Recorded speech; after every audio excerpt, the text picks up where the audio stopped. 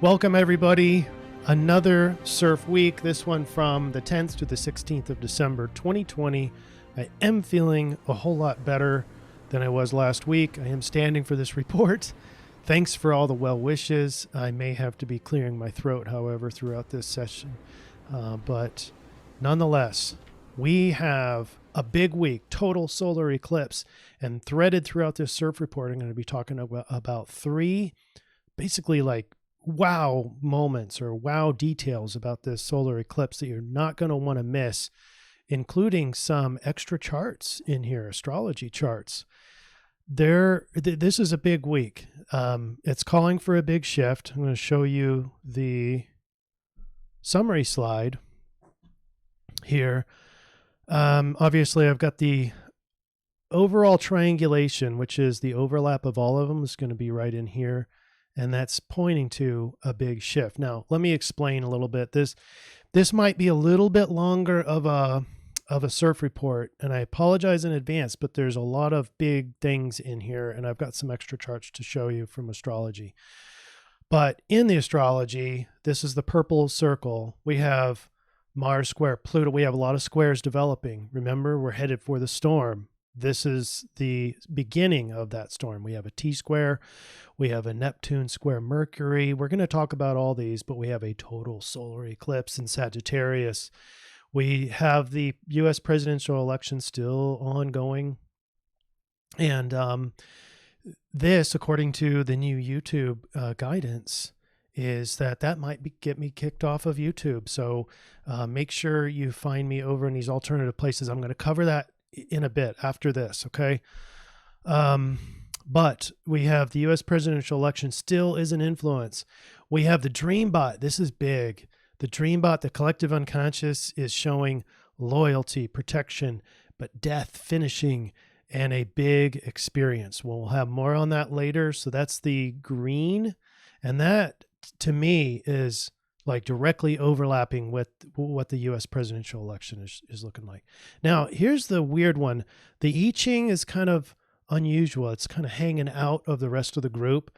And it's easy progress, I-Ching 35. And, you know, people would kind of scratch their heads going, yeah, on the surface, on paper, this I-Ching hexagram 35 seems like easy progress, but it doesn't feel like easy progress. Nothing feels easy right now. And that's not, that doesn't seem to overlap with all these squares and the pressure and the conflict of astrology. But what I'm seeing is, remember last week, the I-Ching was 53. So if you flip that, that's 35. And so that's what I'm thinking is the direct overlap is this. Remember, in the I-Ching, it's not what the it's not a static. Nothing is static in the I-Ching.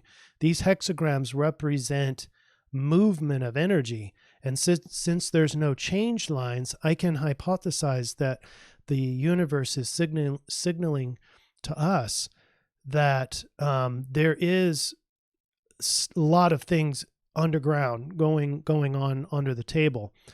But it's the shift from last week that's important. So we didn't have any change lines, so there's no shift this week, but from last week to this week, big energy shift. That's what it's signaling, and that's why I've got the old X on the 53 here.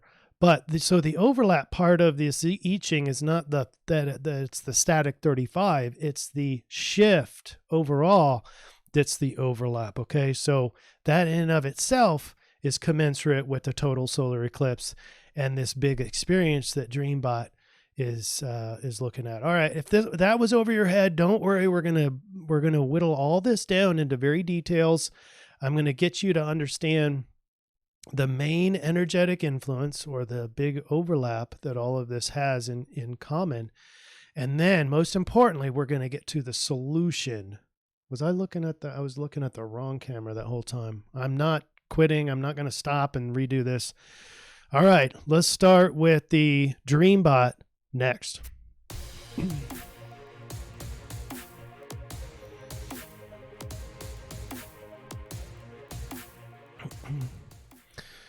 All right, and you can see a little bit of green behind me on this angle.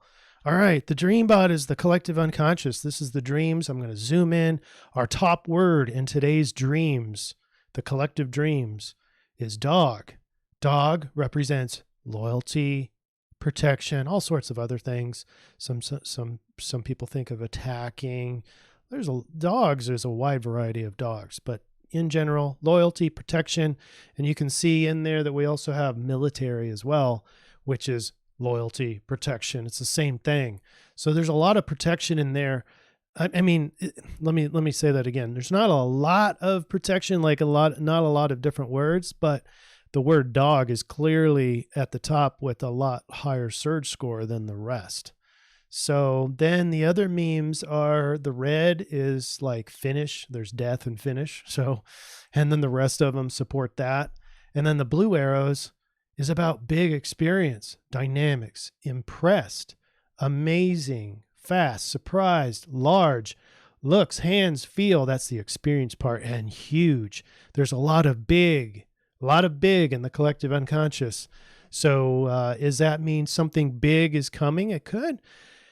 But look at the linguistics. Linguistics set number 1. It's our only set today. Meet, now, amazing, laying, military, track, surprised.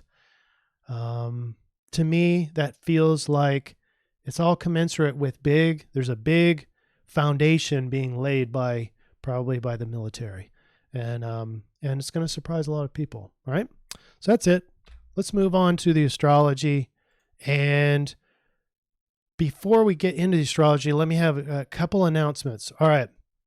Remember, I mentioned that YouTube is going to delete accounts that talk about anything having to do with alternative views of the election. Well, unfortunately, this isn't the alternative view that I'm putting out, but nonetheless, we have some tyrants in free speech. So anyway, it's important that you go find National Dream Center mainly on Rumble. I find Rumble is a lot easier to work with than BitChute, but I'm going to ask you to do both. Go over, subscribe on Rumble, because not only could the account get deleted, and I don't know for sure if I'm a big risk for that or not, but it looks like, according to Nyla over at 3D to 5D Consciousness, now she's been deleted from YouTube. This is over at BitChute. So while you're going over to find me find National Dream Center on Rumble, you can also find PIR if you haven't found them yet. They're getting some nice views, but nothing like they used to have over at YouTube. So go over and subscribe to both of us, National Dream Center and PIR.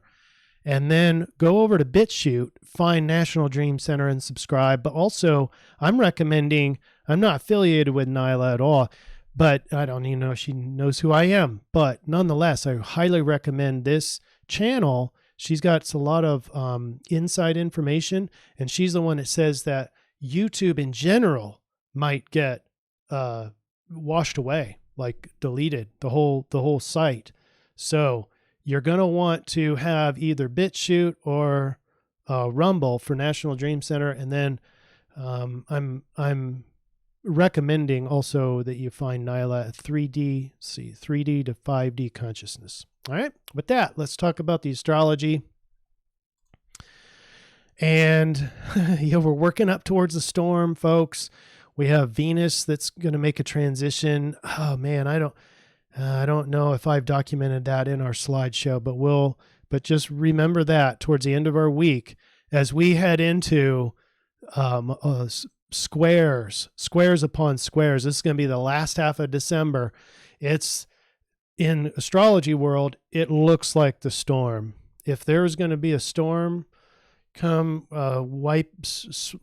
just rolling into human consciousness, it's probably going to be, if the astrology is right, probably the last half of December into January and all the way into February is my guess, because of all the squares. And you can see a lot of those squares here, but there's also hidden some Venus sextiles, and we'll get into all those as well. We also have some trines, and it looks green. We're going to talk about that as well. Let's get started. T-square. We start off Thursday the 10th with a T-square, with Pluto being the center of attention. A T-square here is the opposition. It's the moon, so it's very transient. Moon's got 3 squares over to our friendly transition of the way things have always been. It's always been a struggle, though, with all these squares that have always been taunting our group of 3 triplets. Saturn's about to head into Aquarius. We're going to do that later in December, and Jupiter follows shortly behind, and perfect conjunction, a very close conjunction that we haven't seen in hundreds of years. So very unusual time, and these 2 planets are going to basically leave Pluto in Capricorn at a later date. But nonetheless, Thursday, this is a big conflict day, because look, you've got the emotional squares.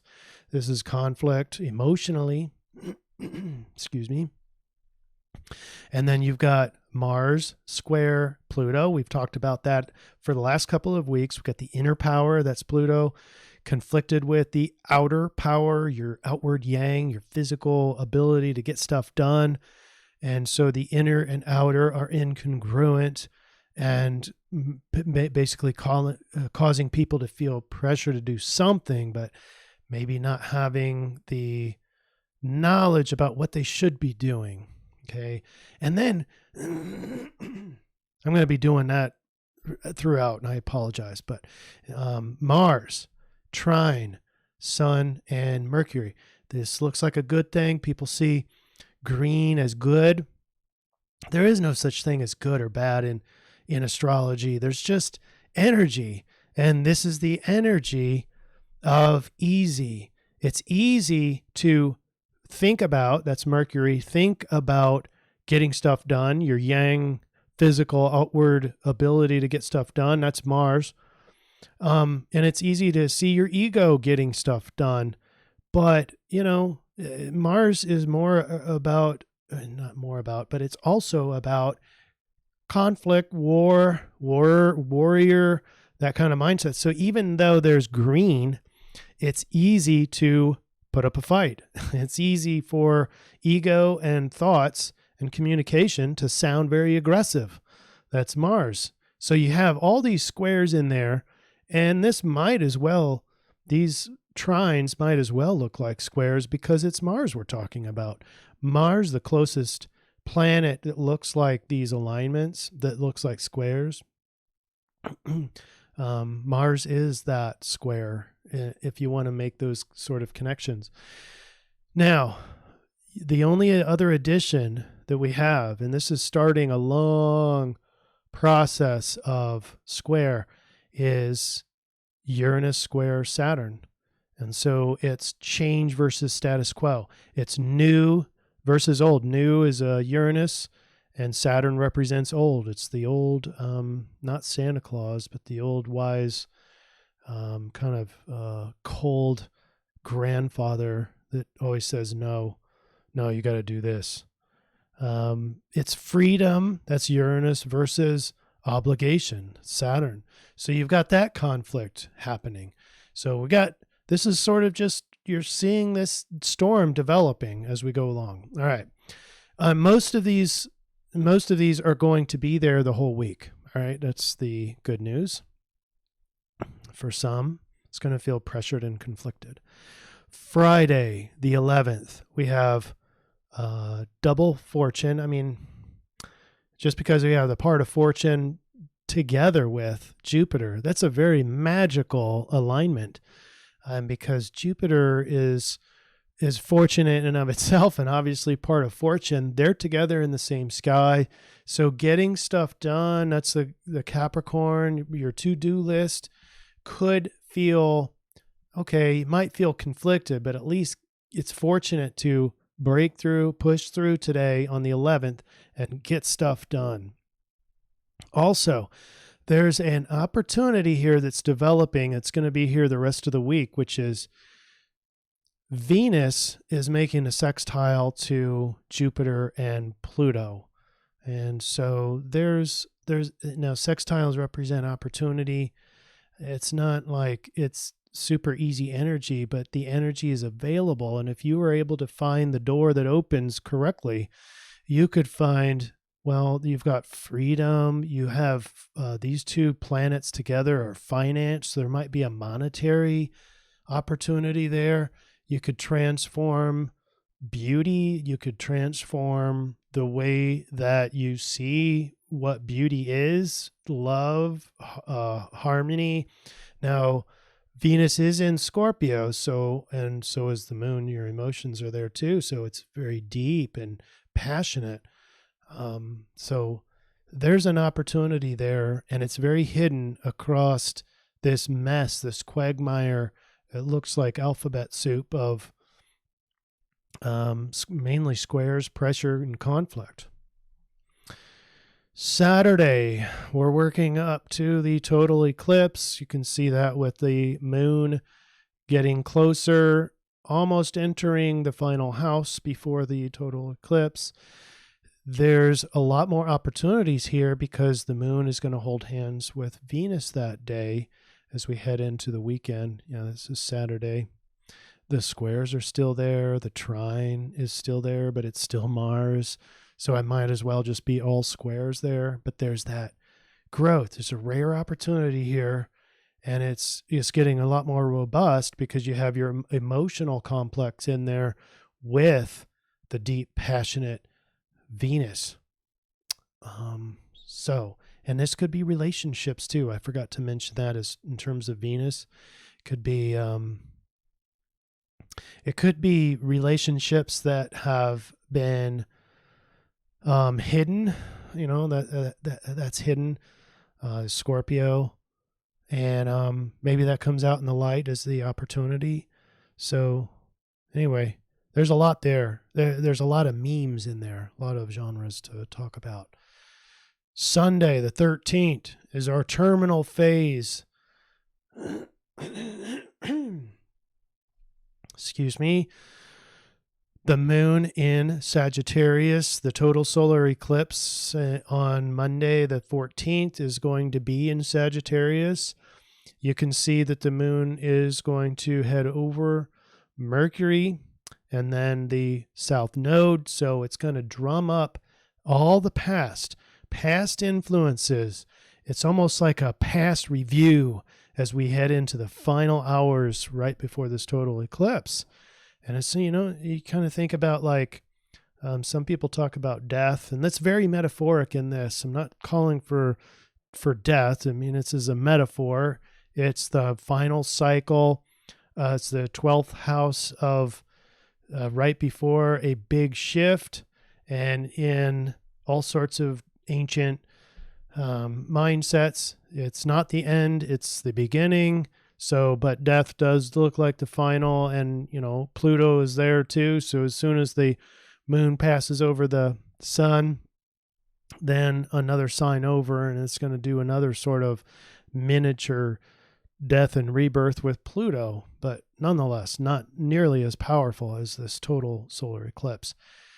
We're not even there yet. I don't know why I keep getting ahead of myself, but as you see here, the opportunities are still there with Venus still in Scorpio, and you've got still the trines, but that's with the warrior of Mars. And so we got a whole bunch of squares there. So we've got conflict and pressure, and then some hidden gems and some hidden opportunities. All right, here we go. The total solar eclipse is mainly for South America. So it's going to start in this, the Atlantic Ocean, and make its way over South America for a total solar eclipse. Now, in Arkansas, it's 10:15 a.m., but it really just depends on where you are. This is like a 5-hour clock that they have, and this is Zulu time. So it's quite a bit off. I mean, by a half hour. That's the time zone, time change, but it just depends on where you are on whether or not that solar eclipse is going to happen on the earlier side of the window or the later side of the window. I don't even know what the window that is, but we're generally in the middle of that solar eclipse. So 10:15 a.m. Central Time is going to get you within an hour if you're in the U.S. Okay, so now what we have is Sagittarius, and did I already tell you that this is the first trivia? Is you guys already know this?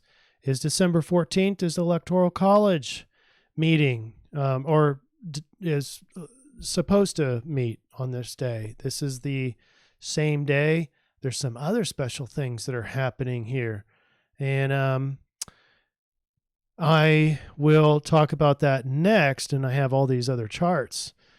Somebody very famous had a Sagittarius eclipse on their birthday, and I bet a lot of you already know who that is.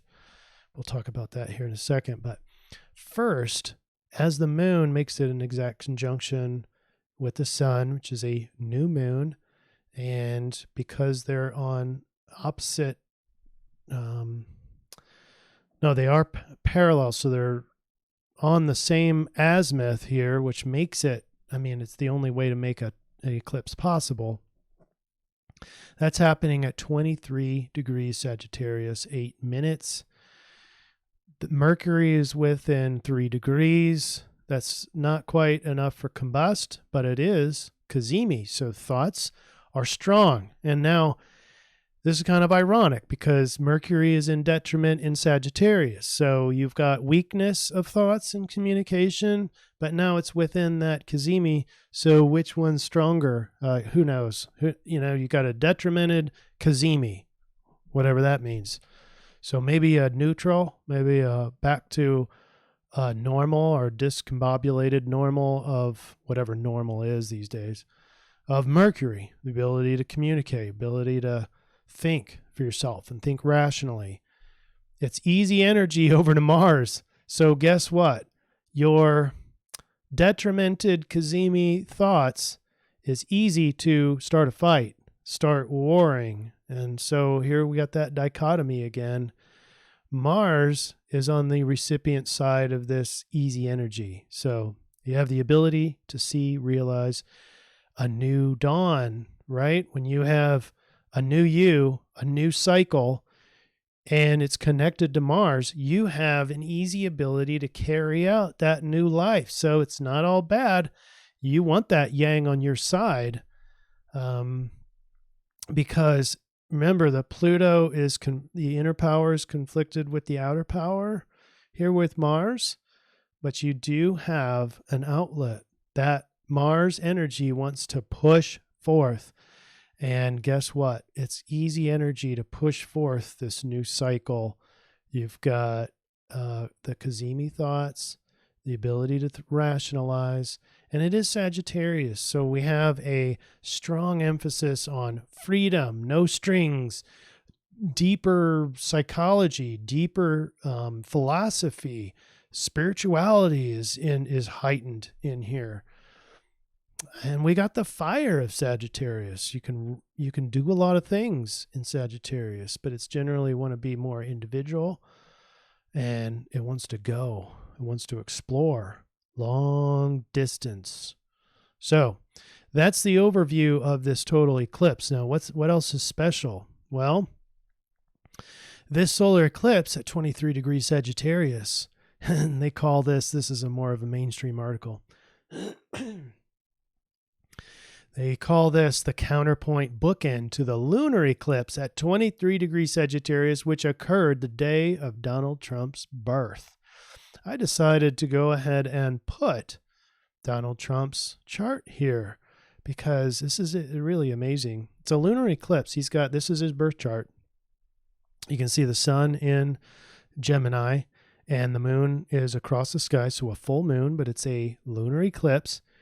And it's at 21 degrees, so 2 degrees off. So obviously, on the day he was born, within just a couple hours of his birth, the moon progresses to 23 degrees Sagittarius. So that eclipse energy from his birth is being recaptured on the opposite side. So now it's a new moon in the transient charts. So this is a new moon. Donald Trump had on the same azimuth on his day of birth, had a full moon and an eclipse, a lunar eclipse. So, and guess what? Look at this. The south node is within 1 degree of his eclipse. It is also within 4 degrees of this eclipse. So I find that fascinating. So, like we mentioned before, kind of like when people talk about when you're dying, and I'm not saying that this is like a death moment for people, but it's the death of the old, and you might have a review of all that's happened before. And this is a new dawn. Just like I mentioned before, this total eclipse represents a new dawn for all of us in Sagittarius. And by the way, if you can go online, get your charts, and you can see what house this total eclipse is in for you at the time of the eclipse. This time is not the same for everybody. It's going to change. And so for me as an Aquarius, Aquarius is on the ascendant, so that makes this the eclipse for me in the 11th house of aspirations, friends, and so you can do that the same. So it's a new dawn for my network and my aspirations, and so I really need to think about and design my future, particularly the next 6 months. I really honestly need to spend, we should be doing this anyway, but especially now, especially on this new cycle of new moon, should be new things, but this is a big stamp on your life. All right. So it's a big deal. And it's a bigger deal, I think, in my opinion, for Donald Trump. Now, they're calling it so he started his life and they're calling he's ending his basically public life, bookending a public life. I find that funny because this could be interpreted completely different, and that's what I'm doing as well. This represents a big, big turning point, particularly in his life. And if we had a whole 4 years of just total onslaught of fake crap and fake accusations, what if we have 4 years of being able to really get some good stuff done? And what we're talking about, we're on the verge of collapsing the old. And I'm not calling Trump a hero by any means, but we do need somebody that can entirely collapse the old in a way to where we don't have the parasitic top 1% controlling everything. You have the people representing themselves, controlling the government, the other way around. We own the government. We own the government. We always have. And that slowly has been in a cooker, and we've been giving our freedoms away. So anyway, just as a bonus here, I did put together a progress chart, and we had Donald Trump just happened to have a new moon in his progress chart in Virgo, and I find that fascinating. A new moon was last year September, but these progress charts are they're slow over the course of the life of the person you're doing these charts for. And he just had a new moon, and it's in Virgo, so it's very detail oriented. He never misses details. It's very list oriented, uncovers every stone, very thorough, that sort of thing. That's his life context right now in this new phase of his life. So it's very interesting. All right. Tuesday, the 15th, you can start seeing that, Uranus is adding a square. Mars, we've already talked about these. So squares are building. On the 16th, this is our last day. This is Wednesday, last day of our CIRF report.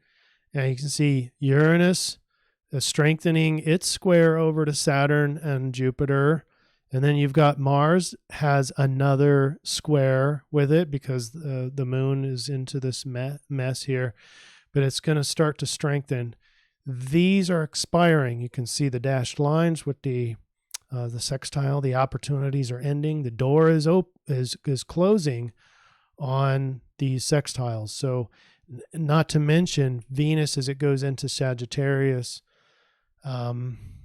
is a shift in your relationships, a shift in the relational energy, shift in financial energy, maybe off to the races. I don't know. I'm not an expert in financial astrology, but we're already seeing all-time highs almost every day now with the stock market. Maybe it's off to the races. I mean, that's what Sagittarius is. It's off to the races. Maybe it goes up from there even. I'm not calling for that. I don't know. That's going to be very interesting, stock market, particularly when you've got pressure and conflict in the rest of the sky. So, start of the storm is here, folks. This is it. But don't forget, this is a wide open door of total eclipse on the December 14th, the day of the Electoral College. And so anyway, I've got a lot more to say about this. All right, now let's get rid of the highlighter. Let's talk about the only I-Ching. And like I mentioned before, it says easy progress.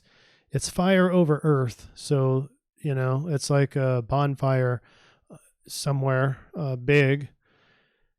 And so it's not like you don't have to do a lot of work to a big fire. These small fires, yeah, you've got to keep putting kindling on it, but these big bonfires, they burn themselves and they consume everything. And that's what's happening here. The situation is one of easy natural progress. Sounds ironic, right? With all that pressure and conflict, but it's easy natural progress. That's what the I-Ching says. What has been weak is ascending. What has been weak has been ascending. Think about what has been weak, and suddenly those become easy. This is awesome, and gaining prominent position and would become more powerful. One image here is the light of the rising sun, which at first appears dimly through the mist, but this same light will radiate with powerful clarity once the sun has reached its high position. That's, in my opinion, that's what they're referring to, the eclipse. Its highest position, particularly after the moon has passed it. So after the time of darkness is past, boom, it's a new light. It's a new sun, and it's unstoppable. The stamp has been made. And again, just while I'm thinking about it, think about your next 6 months. Think about your new cycle. It's in Sagittarius, so those concepts we talked about, freedom, thinking for yourself, wisdom, deep philosophy, higher spirituality, transcendence, that sort of thing. By hitching our wagon to the rising sun, as it were, that we advance our position and earn respect. Goodness in human nature is like the dim but beautiful early morning light. However, just as the morning light can be swallowed by the fog, greed, hatred, and other forms of self-absorption can obscure the goodness. Isn't that amazing? That's happening right now, right before your eyes. There is something very magical happening, and it's trying to be swallowed up by corruption, lies, deception. Be reminded that progress is achieved most effortlessly when right action is taken without concern for immediate reward. Check your intentions. And when the path of the weaker aligns with that which is strong, does this harken back to the hunters become the hunted? These, the states, Texas has banded together, has filed their SCOTUS petition, and other states are banding together.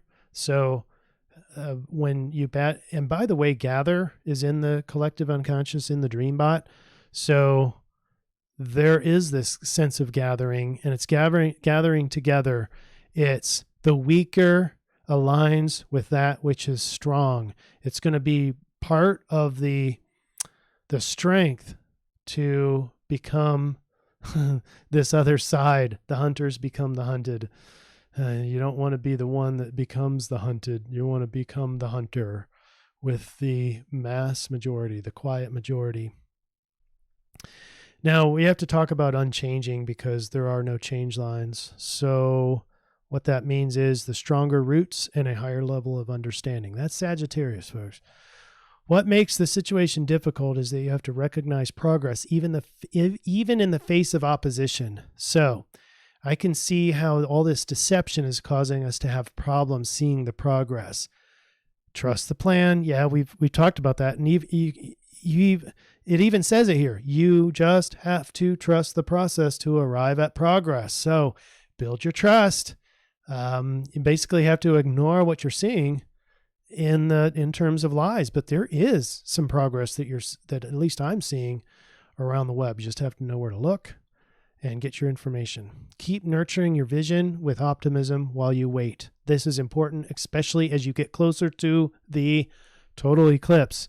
Keep nurturing your vision. Keep nurturing your vision.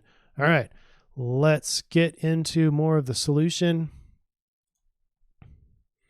Here's our calculator. This is the eclipse, and you can see that it's at 23 degrees Sagittarius, so that means it's hexagram 26. And here's our third special thing about the total eclipse. It's happening in Ophiuchus.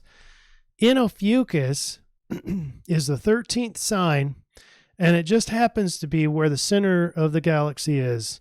Center of the Milky Way is that direction. It's in the sign of Ophiuchus. Now, we don't have Ophiuchus in the tropical because the tropical is not the constellations. These are signs. These are sections of sky that have shifted over about 23 degrees since the inception of the ancient astrological chart, the Western tropical chart. The outside zodiac is real sidereal astrology. So when you go stand out, now these are the constellations, and some constellations are bigger, and it includes Ophiuchus, because in that constellation is a large galaxy containing a supermassive black hole. Researchers have traced the source of the gigantic eruption to jets that blasted away from the black hole and carved out a large cavity of hot gas. Radio emission from electrons accelerated to almost the speed of light fills this cavity, providing evidence that an eruption of unprecedented size took place. Is there any coincidence that there's also the south node? So that's the past. What they're referring to is past activity, past big activity, a blast that happened. And on this angle, you've got the center of the universe, center of a galaxy. You've also got the black hole that's over in this constellation. And the total eclipse is happening as you go out into the sky. I don't want you looking at the sun, but if you were able to obscure the sun, you're going to be looking right through Ophiuchus. All right? It's magical. This is a magical time. And so let's talk about, well, real quick, let's get through this hexagram, the rave mandala, and then we can talk about the solution slide. And I've really got to start buttoning this up. It's 38 minutes. All right, hexagram 26. This is the gate of the egoist. It's the gate of the trickster. That is the memory that can be manipulated. This is the gate of the ego's strength. The channel forms one of the main health networks in the body. The 26th gate is the gate of the thymus gland, where our immune system is developing during our prenatal phase. That's the past as well, south node. It is the only direct connection between the ego and the spleen, and thus can cleanse the ego and how its memory is applied. All right, that might be all gibberish for you. Don't worry. Let's get to our solution slide, and I'm going to make it all make sense for you. First, this guy's shifting. This is the influence. It's a shift. Get ready for the shift. All right, here's the solution. We're going to triangulate the I-Ching 35. It says, trust the process. Bring in your positive, optimistic imagination and be looking in the right places for truth. Hitch your wagon to the rising sun. We're going to talk about that in the triangulation. Rave mandala. It's the gate of the egoist. Clean the ego and its memories. Some psychologists say that that's not possible to change your memories. Well, memories are morphing, and it is possible to change memories. So we're going to talk about how to do that too. And then the sidereal, Ophiuchus, trying new things, breaking your routine, using humor. Remember, he's the snake bearer. He's a weird character, but he was trained by Chiron, so he knows how to heal. Straightforward, and a strong sense of freedom. I just want to be myself. All right, here we go. Overall triangulation. Dawn of a new everything, but it doesn't just happen. It's the energy available to you. It's a door wide open. You have to take it. Your actions will determine what shift happens in your personal experience. And perhaps over the next 6 months, and even longer, depending on your astrology chart. First, clean your body, clean your mind. The body is the lymphatic system, so exercising, sweating, antioxidants, supplements, the right types of supplements, getting plenty of sleep. You've got to clean out your lymphatic system. That's where the thymus gland is. That's what the Rave Mandela was talking about. And then you need to clean your mind. Clean your mind with pure intentions. Commit to improved values. Commit to a new you. Commit to an improved you. What describes a big improvement in your life personally over the course of the next 6 months? Ask yourself that. Reflect on that. Meditate on that. Write it down. And then for memories, consider hypnotherapy. In hypnotherapy, you can section off certain places, certain memories. And yeah, psychologists say that's not possible, but with the work of subconscious entrainment, it can be done. And that's how the CIA does their Manchurian Candidate. They separate this with the use of hypnosis. You can also use EMDR. That's very powerful for some folks to help clear those sticky memories, particularly like trauma. Because remember, the past is going to come up. I would be inviting the past to come up as your review so that you can know what to clean up, right? If that makes any sense. I know there's a lot of scary crap in the past, but a lot of us push that down and it's still there. It's just in the subconscious. You're not really aware of it. So I wouldn't do that. I wouldn't push it down.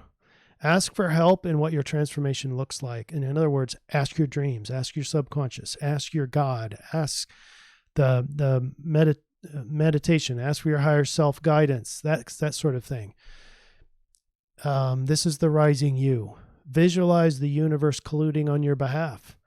Capture the Ophiuchus energy that is all ridden with freedom, trying new things, breaking old habits, breaking your routine, building passion. Now, what all this is doing, if you're starting early before the total eclipse, starting your new habits, or new routines, you're getting your mind all ready for the new you, the new life. So start now. Don't wait for the total eclipse. Don't wait for January 1st and the New Year's resolutions.